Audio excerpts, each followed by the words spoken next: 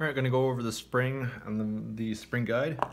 So the spring, or the AG spring, or the main spring, is the part that pushes the piston forward. So your gears will pull back the piston, compressing the spring, and then we get to the point, it'll release it, and the piston will go forward.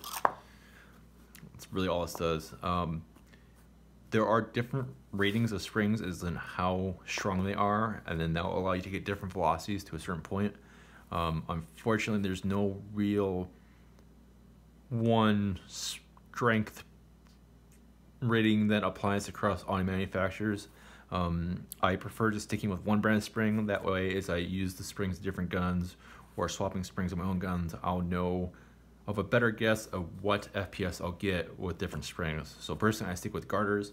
Like SP110 will get me about 380-ish to 400 with good compression, or an SP120 will get me about like 420-ish, or sometimes even higher with a better compression, but or a barrel length issues.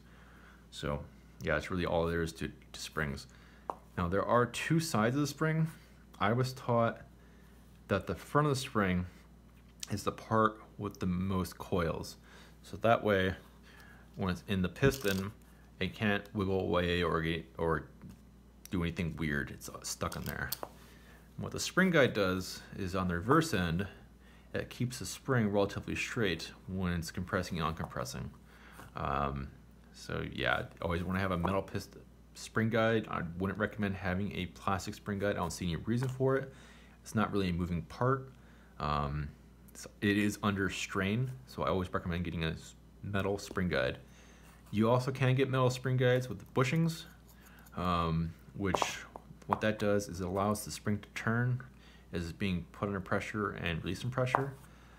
The caveat to that is I would not necessarily match a ball bearing spring guide with a ball bearing piston. The reason for that is because you're adding more space